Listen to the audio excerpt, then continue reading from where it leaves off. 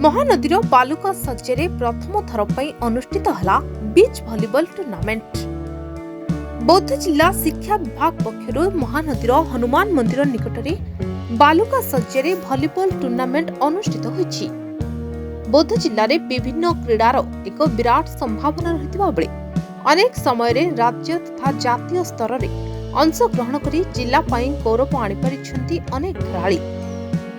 एही धारारे भलीबॉल भली क्रीडा क्षेत्र में मध्य जिल्लार खेलाड़ी माने भल प्रदर्शन करुवा बेले प्रथम थर पर महानदीर बालुका सज्जे बीच भलीबॉल टूर्नामेंट अनुष्ठित होईछि।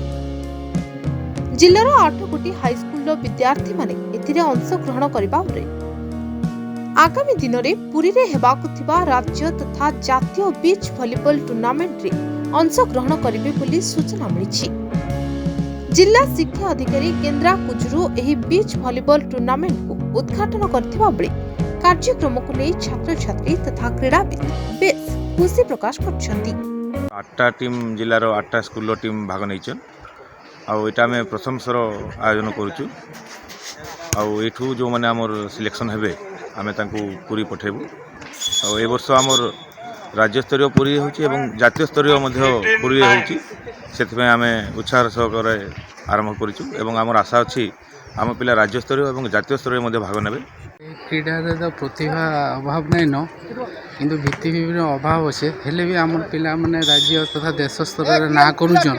क्रिकेट हो फुटबॉल हो वॉलीबॉल हो बास्केटबॉल हो बेसबॉल भी हो गोटे नुआ बीच भली चली पिला उत्साह मुझे देखुचे 8टा टीम नहीं केटे सुंदर खेलुचन।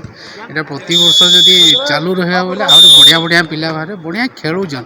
टिके टेक्निक देखले आम पिला आहरी आगू जापारे बोले गोटे सुंदर प्रतियोगिता जब नदी आड़े हनुमान मंदिर ब्रिज आड़े पिला केड़े सुंदर एत उत्साहित इधर सागे सागे पाठ पढ़ार मन भी वृत्ति पूरा मोबाइल भी दूरे रही हिसाब बोले। Bureau report Pranchal live. तेरे एभली किसी गुरुत्वपूर्ण खबर देखा चाहती आम चैनल को लाइक सब्सक्राइब और शेयर करो।